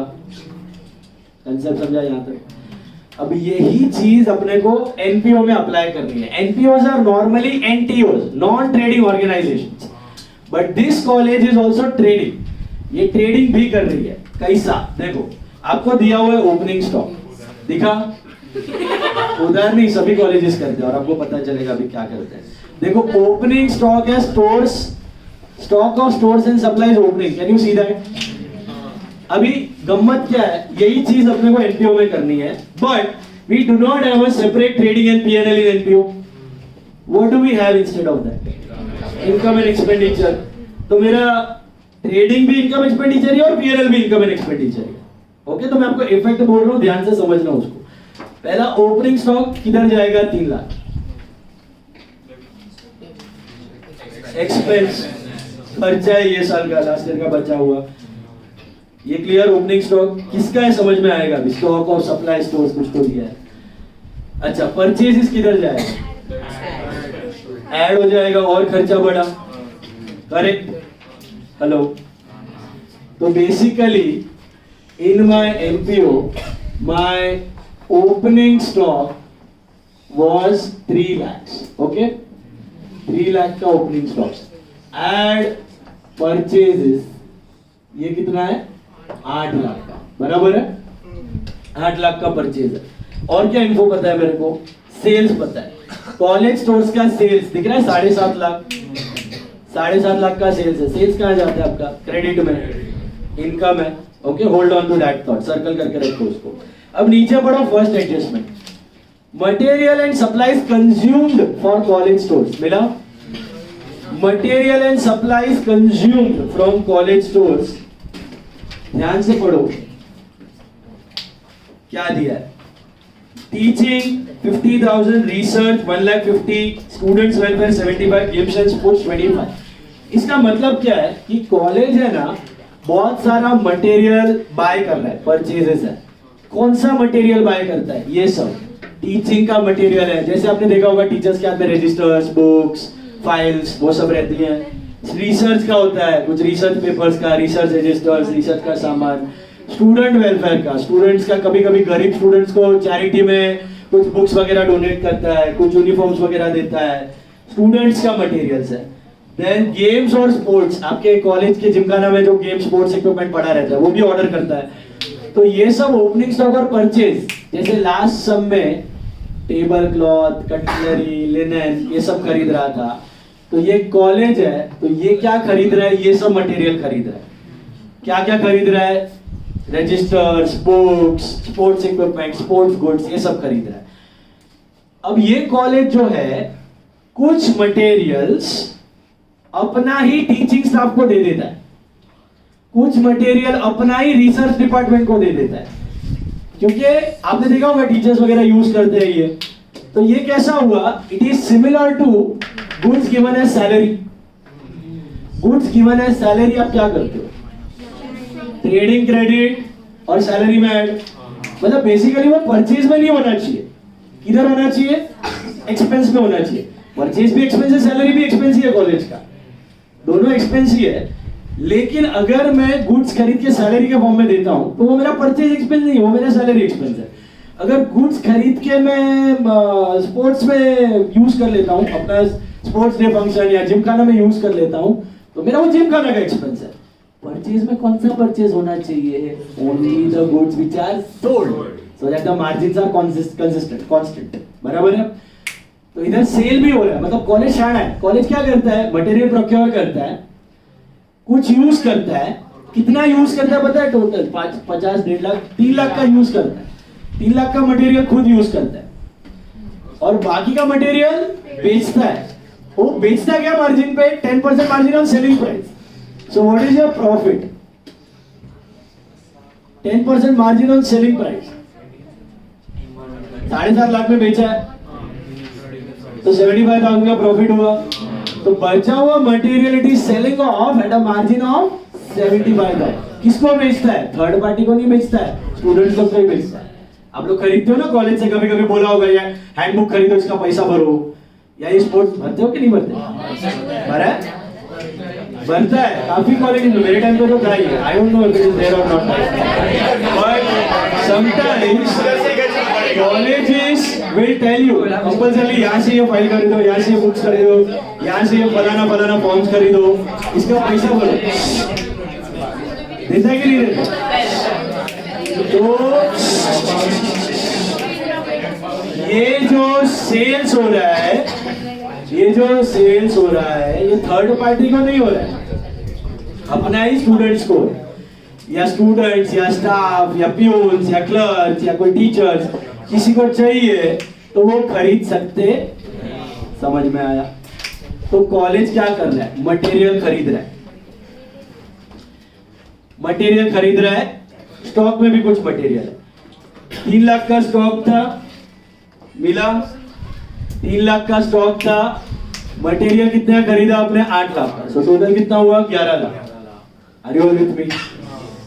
Imagine a trading account, 3 lakh का ओपनिंग स्टॉक, खरीदा 8 लाख, खरीदा 8 लाख, टोटल 11 लाख। उसमें से 3 लाख का सेल्फ कंजम्पशन के लिए यूज किया। तो क्या मैं परचेज में रहने दूं कि निकालूं? क्योंकि हर साल होने वाला नहीं। ओके, मार्जिन अलग हो जाएगा। तो 3 लाख रुपए इधर से हटाओ तो ये 5 लाख हो गया, और 3 लाख पीएनएल में डाल देगा, इधर डाल देगा टू सैलरी, कितना? 3 लाख। बराबर है? ये सेल्फ कंजम्पशन वाला है। परचेज में से हटा के एक्सपेंस में डाला, ये समझ में आया। सेल्स दिया है आपको, सेल्स कितना दिया है 7.5 लाख, ये बेचा, कौन सा वाला बेचा है, बचा हुआ बेचा है, 3 लाख का तो कंज्यूम हो गया, हेलो, तो 3 और 5 होता है 8, 8 का तो 7.5 लाख में बेच नहीं सकता क्योंकि मार्जिन है। व्हाट इज सेलिंग प्राइस का मार्जिन 10%, इधर ग्रॉस नेट सब सेम है, कोई डायरेक्ट इनडायरेक्ट एक्सपेंस कुछ नहीं है इधर, तो कितना मार्जिन हुआ आपका 7.5 लाख का 10%, तो ग्रॉस प्रॉफिट अपना जो 30% था, इधर gross profit is 75,000। If I know all these data, will I be able to determine the stock? What is the value of stock? 1,25,000। ये आपको दिया नहीं है, लेकिन तरीका दिया हुआ है पीछे देखो, पॉइंट नंबर 3 में, store selling prices are fixed to get a profit of 10% on selling price. मिला? तो मैंने आपको शुरुआत में भी बताया कि अगर क्लोजिंग स्टॉक है तो जीपी मिलेगा, अगर जीपी दिया है तो क्लोजिंग स्टॉक मिल जाएगा। समझ में आया? तो ये मगजमारी पूरा किसके लिए है? स्टॉक का वैल्यू ढूंढने के लिए, बाकी तो चिंदी था। ओपनिंग स्टॉक दिया था, वन इफेक्ट एक्सपेंडिचर, परचेज दिया था, वन इफेक्ट एक्सपेंडिचर। 3 लाख का माल सेल्फ कंजम्पशन है, सेल्फ कंजम्पशन वाला बेचा नहीं है, तो ट्रेडिंग क्रेडिट पीएनएल डेबिट, उसकी जगह परचेज से माइनस और PNL debit. Hello, but NPO में तो ट्रेडिंग पीएनएल एक ही होता है, तो परचेज से माइनस और कहां लिखोगे? सैलरीज में ऐड, किसका सैलरी? वो दिया हुआ है आपको, टीचिंग एक्सपेंस टीचिंग में ऐड करो, रिसर्च वाला रिसर्च में ऐड करो, स्टूडेंट वेलफेयर में ऐड करो। मिला? ये सेल्फ कंजम्पशन वाला है 3 लाख। समझ में आया? और gross margin is how much? 75,000। मिला? तो हम लोग ये ग्रॉस प्रॉफिट रिकॉर्ड नहीं करेंगे, इसके जगह सीधा सेल्स रिकॉर्ड कर देंगे 7.5 लाख। सुना? क्योंकि प्रॉफिट तो लास्ट में एडजस्ट होकर आने ही वाला है। इधर मैं क्रेडिट में 7.5 लाख लिखूं, डेबिट में खर्चा दिखाऊं, मेरा प्रॉफिट में 1.5 लाख ऐड होके ही आएगा ना। समझ में आ रहा है कि नहीं? 75,000 ऐड होके ही आने वाला है, तो ये दिखाने की जरूरत नहीं है। और stock instead of showing on credit side, can I subtract from debit side? Yes or no? 1,25,000. तो मेरा total consumed goods will become 6,75,000. Yes or no? 6,75,000 is total COGS. What is COGS? Opening plus purchase plus direct expense minus closing. So COGS is 75, sold it for 7,50,000. Margin of 75,000. Are you listening? तो यही चीज सब में कैसा दिखाने का देखो board में, opening stock plus purchase minus goods consumed. Goods consumed का मतलब वो सब सैलरी वैलरी में बांट दिया 3 लाख। मिला? Minus closing stock, minus closing stock is how much? 1,25,000 और आउटर कॉलम आएगा 6,75,000। अच्छा, क्लोजिंग स्टॉक कैसा मिला तो उसका एक छोटा सा नोट बना लो। सेल्स आर 7,50,000 मिला, less gross margin is 10%, so that is 75,000. Subtract it, you get 6,75,000. You know what is 6,75,000? COGS. COGS is 6,75,000. Correct? What is 6,75,000? What is COGS? It is opening stock. Therefore, opening stock plus purchases minus goods consumed minus closing stock is equal to 6,75,000. Is that right? Opening stock plus purchases minus goods consumed minus closing stock is 675. कैसा मिला? 1 second. Sales पता है 7.5 lakh, margin है 10%, खर्चा कुछ है नहीं, margin है 10%, तो कितना होता है? 75,000 is profit. Are you with me? 75 profit मिला। अभी सेल्स में से अगर मैं ग्रॉस प्रॉफिट हटा दूं तो क्या मिलता है? COGS।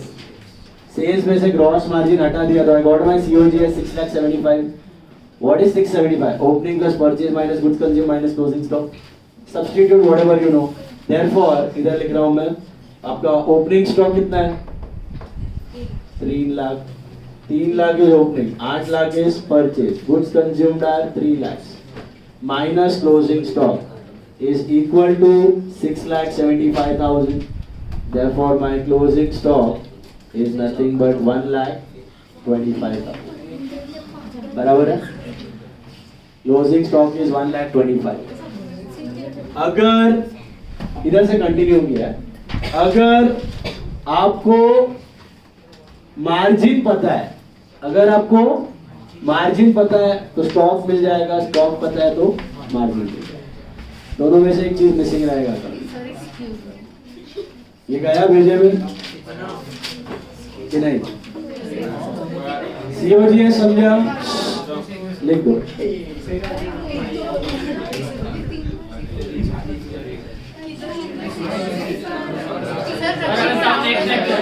चलो स्टार्ट करो बराबर।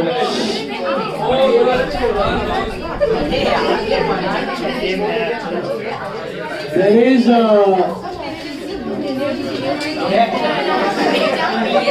no opening balance sheet.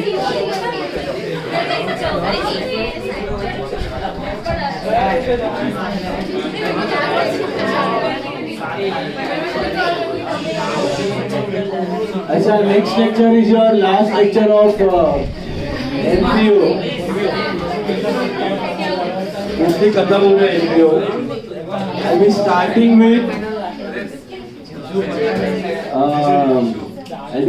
with this अपना inventory stock valuation, which is not there in 12th standard. Entirely a new topic. Inventory start कर रहा हूँ।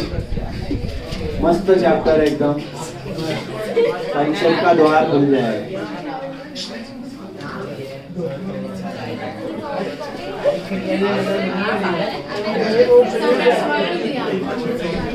समझा?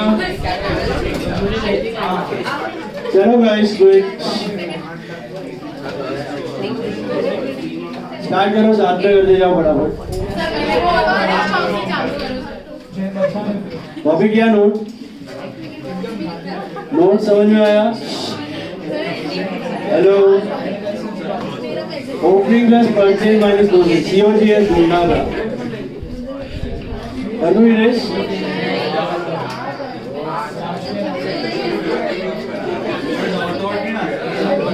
और खाली ट्यूशन फीस पे है। Tuition fees 1 dot and PFD पे 1 dot for difference. Tuition fees 1 dot and PFD पे 1 डॉट.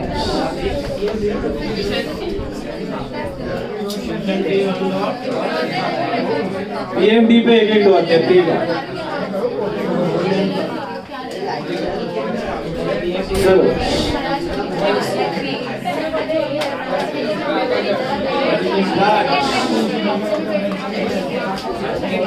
इनकम से स्टार्ट करो।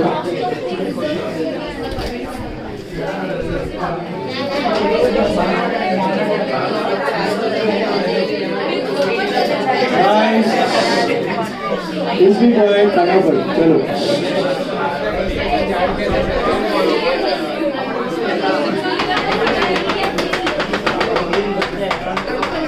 See, unnecessary will talk, will waste time और extend होएगा। Better be quiet. बोलो। Still if you have any doubt ask. इसमें कोई doubt है? बोलो। Sales 750 था, उसमें मार्जिन हटाया। Sales minus gross profit is what COGS. तो COGS is 6,75,000.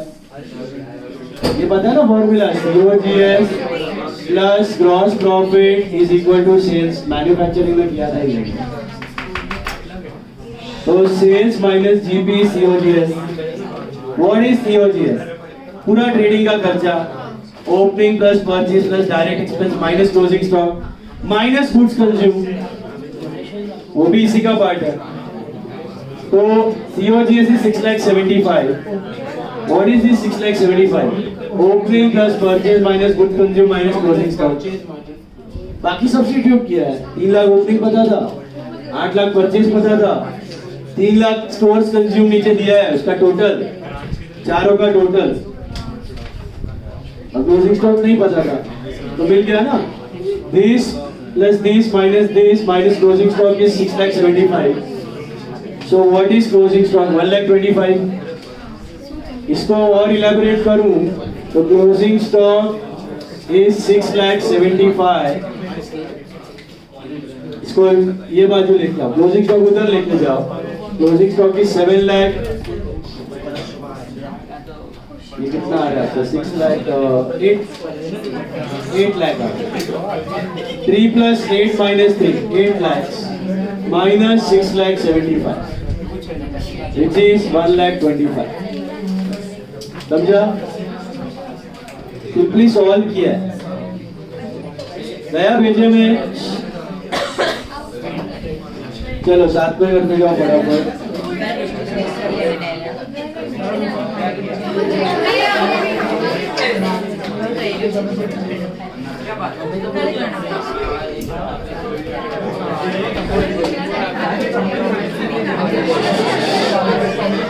Guys, solve it on your own, try it on your own now. Sales पूरा इनकम, इसमें प्रॉफिट बढ़ा है ना, trading credit sales.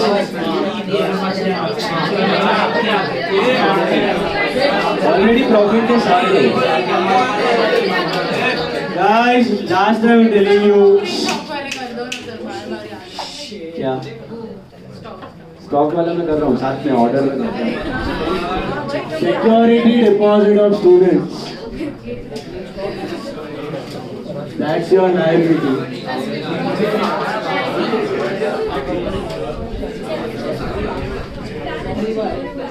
Right now ध्यान से करो, बड़ा समय एक ही बार में अच्छे से कर लो। एक बार रिवाइज करोगे काम हो जाएगा। अभी बात करोगे 4 बार घर पे वापस करना पड़ेगा सब। Capital funds is 16,06,000। Research fund,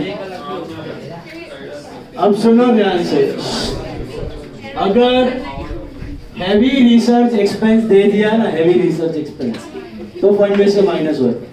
but normal research expense दिया है ना, मतलब वो रेकरिंग है, हर साल होने वाला, या तो रिसर्च फंड एक्सपेंस दिया है तो माइनस, रिसर्च फंड एक्सपेंस तो minus. Okay,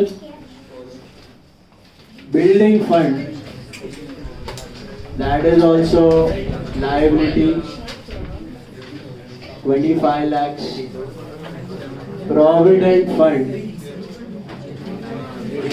that is also liability, 5,10,000। Tuition fees receive, इस पर डॉट है, क्या है देखो, what is the dot on tuition fees? Receivable है ना, बोला current year outstanding, it is 80,000। देखो अभी गवर्नमेंट ग्रांट्स के बारे में कुछ नहीं दिया तो किधर जाएगा? Government grants are income. What about donation के बारे में कुछ नहीं दिया? Donations are also income. Interest and dividend is also income.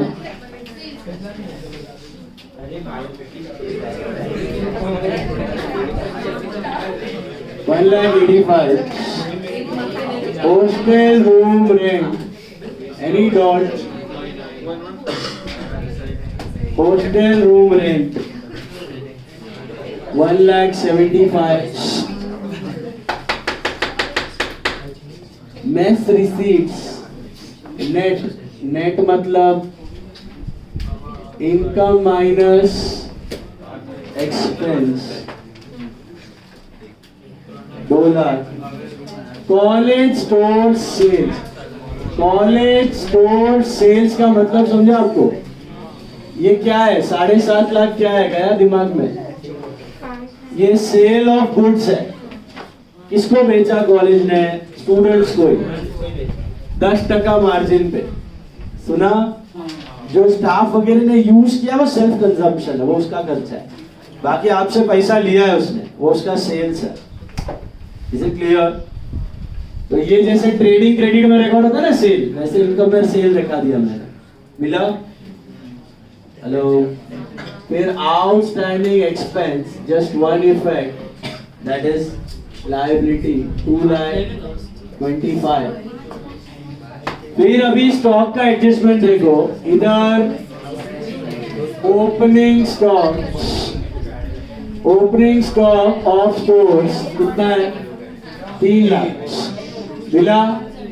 Plus purchases of stores कितना है? 8 lakh. Minus stores consume. What do you mean by consume? Salary के लिए दिया, रिसर्च के लिए दिया, दैट इज स्टोर्स कंज्यूम। नीचे दिख रहा है 4 दिया है स्टोर्स कंज्यूम। कितना है total? 3 lakh. Total 3 lakh minus closing stock of stores कितना है?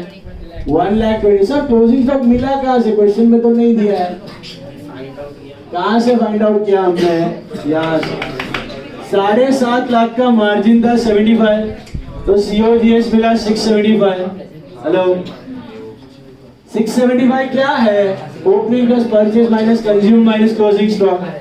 क्लोजिंग स्टॉक मिल गया 125। अब इसमें से सेकंड इफेक्ट किसका जाएगा? ओपनिंग स्टॉक का जाएगा सेकंड इफेक्ट?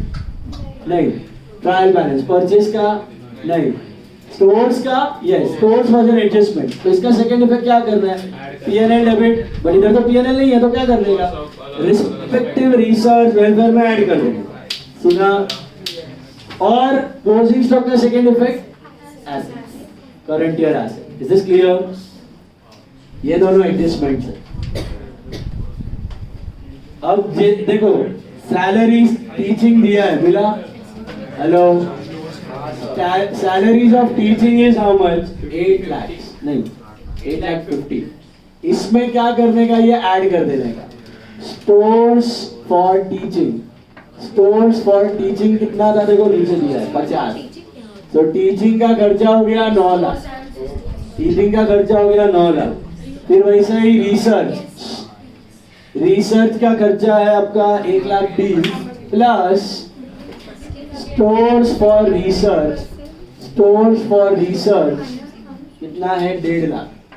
ये कैसा है पता है? ये आपका याद करो, गुड्स गिवन है सैंपल्स, क्या करते थे? ट्रेडिंग क्रेडिट एंड एडवर्टाइजमेंट में ऐड। याद आया? गुड्स गिवन है चैरिटी, ट्रेडिंग क्रेडिट और चैरिटी में ऐड। गुड्स गिवन है सैलरी, ट्रेडिंग क्रेडिट और सैलरी में ऐड। ठीक है?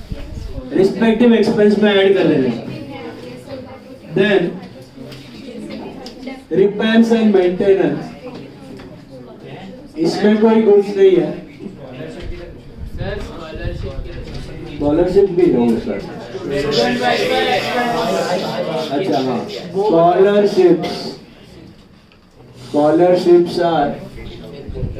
स्कॉलरशिप के लिए कोई मटेरियल नहीं है, पैसा दिया है खाली 80,000। स्टूडेंट वेलफेयर एक्सपेंस,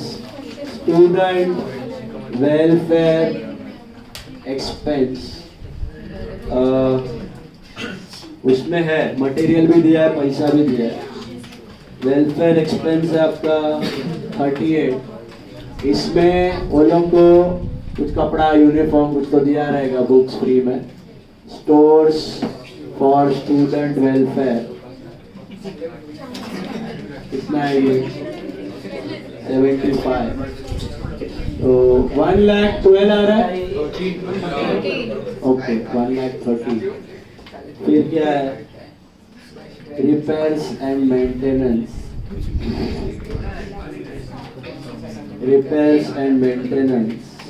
1,12,000 आ रहा है. Hello. Games and sports expense. Games and sports expense is how much? 65. नहीं.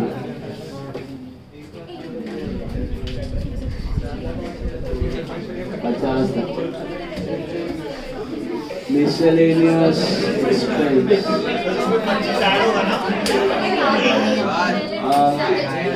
अच्छा, गेम्स एंड स्पोर्ट्स में भी स्टोर्स है. So plus stores for games. This is 25. 75. So देखो, बोर्ड में देखो, टोटल 3 लाख का स्टोर कंज्यूम्ड हुआ है. उसका डिवीजन इधर है 50, 1.5 lakh, 75, 25. That makes it 3 lakh. This is your P&L debit. This is your trading credit. समझा? But unfortunately you don't have 2 accounts. You have just 1. So इधर से हटा के इधर डाल दो.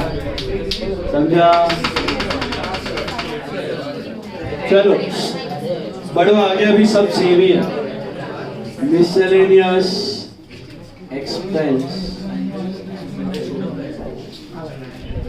65. Research fund investment.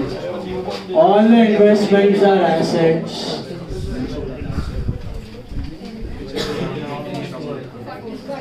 Research fund investments are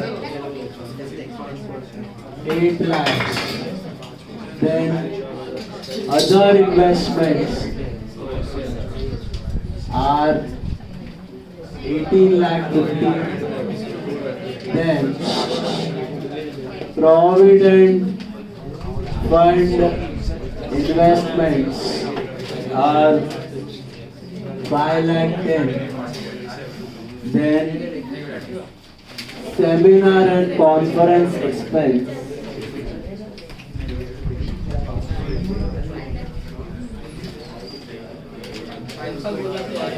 these are 4 lakh 50. Consultancy expense this is 28. Please be quiet. Land is asset, right? Land is 1 lakh. मिला?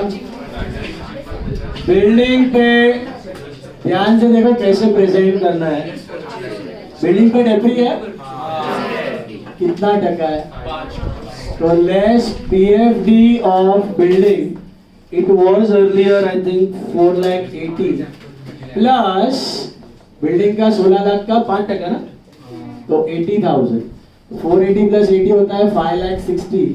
ये पूरा एक साथ उड़ेगा तो बचेगा 10 lakh 40. Okay, this is how we show the depreciation. Furniture and fitting, plant and machine. Plant and machine, machine कितने का था? 8.5 लाख. उस पे है डेप्री, तो लेस PFD. ओरिजिनली प्लांट था 5 लाख 10 का PFD प्लस कितना टका? 10%. 10% है प्लांट पे बराबर.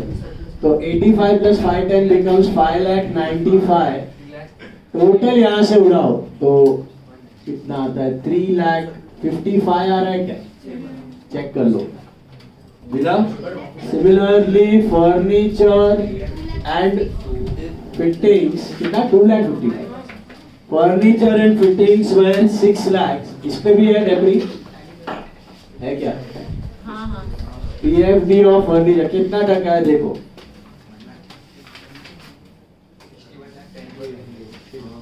3 लाख 36 का PFD था प्लस कितना टका है? 10% है, 10% है. ओरिजिनल कॉस्ट FIM है तो 60,000 आएगा, तो 3 लाख 96.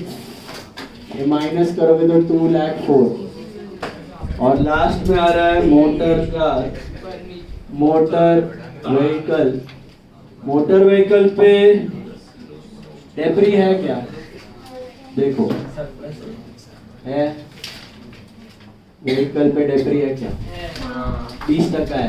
तो इस पे कोई पीएफडी था ही नहीं, वो सीधा एक साल पहला ही उड़ेगा, फर्स्ट ईयर है 36,000, so it will become 1,54,000 I think. 44. 1,44,000. Depreciation का सेकंड इफेक्ट एक्सपेंस में आएगा, वो बताता हूँ. Cash at bank is bank balance, that is asset. PFD पहले समझा सबको, ये सेम चीज आपके टेस्ट में डाला था मैंने, मैन्युफैक्चरिंग बैलेंस. ओके, अभी एडजस्टमेंट स्टोर्स वाले का 3 लाख का हो गया इफेक्ट, एक इधर माइनस एक इधर आए. ट्यूशन फी रिसीवेबल, तो आउटस्टैंडिंग ट्यूशन फीस कितना है, 80,000. अच्छा, प्रॉफिट मार्जिन था, उसका जगह मैंने इधर सेल्स दिखा दिया, इधर कॉस्ट. अच्छा सुनो, सेम सब मॉड्यूल में है, बट मॉड्यूल में उन्होंने क्या किया है, नोट बनाया है, बट इधर क्या दिखा है प्रेजेंटेशन में, व्हाट हैव दे डन. वो लोग ने ना, देखो हमने क्या किया, हमने इधर 7.5 लाख सेल दिखाया ट्रेडिंग के जैसा नॉर्मली, और ये COGS, opening plus purchase minus closing, बराबर है. मॉड्यूल में व्हाट हैव दे डन, ये पूरा उड़ा दिया, ये पूरा इधर 7.5 लाख, इधर 675 उठा के इधर 75 लिखा है, सीधा प्रॉफिट लिखा है 75. बट वैसा मत करो. ओके, क्या करो, पूरा सेल दिखाओ और पूरा डिटेल दिखाओ. सुना, this is more informative. Hello, तो मॉड्यूल रेफर करते वक्त सेम क्वेश्चन आएगा, इधर नेट 75 दिखेगा आपको. ओके, नोट तो बताने का ही है, बट इधर नेट 75 मत दिखाओ, इधर पूरा सेल दिखाओ, पूरा सीओजीएस दिखाओ, इंफॉर्मेटिव दिखाओ. ओके, नेट मत दिखा. चलो, stores having a profit of selling price, एक मिनट, closing stock, एक इफेक्ट इधर है, दूसरा effect stock of stores asset 1,25,000. depreciation, one effect is here. second expense में बिल्डिंग का है, I think 80,000 है करंट ईयर का, प्लांट एंड मशीनरी पे है 85, फर्नीचर एंड फिटिंग्स है 60, और मोटर व्हीकल पे है 36 टोटल. नहीं, 2,16,000 मिला, 261. Please check. 80, 85, 60 and 36. 80, 85, 60 and 36 is 261. हाँ बोलो, क्या था डाउट. व्हीकल में कोई पीएफडी नहीं था पहले से, दिख रहा है, तो अभी बनाओ. पहला पीएफडी 36 का बना, अब ये 36 नेक्स्ट टाइम का ओपनिंग बनता है, सीधा 36 होता कुछ तो उसमें ऐड करते हैं ना. मतलब ये व्हीकल का फर्स्ट ईयर है, यही साल खरीदा है, तो सीधा डेप्री टू पीएफडी, पीएफडी व्हीकल में से माइनस. इनमें ऑलरेडी बैलेंस था, मतलब पहले डेप्रिसिएशन चल रहा है. और still any doubt in stock, stores, closing stock, करो टैली करो फटाफट, टोटल बोलो. क्या क्या क्या किसका परचेज का, परचेज का कुछ सेकंड इफेक्ट कौन है. ओपनिंग स्टॉक का एक, परचेज का है, स्टोर्स का 2 है, कंज्यूम का, और स्टॉक का 2, स्टॉक का 2 है. टोटल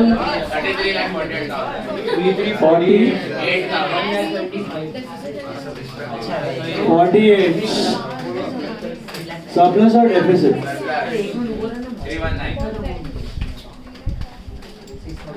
319.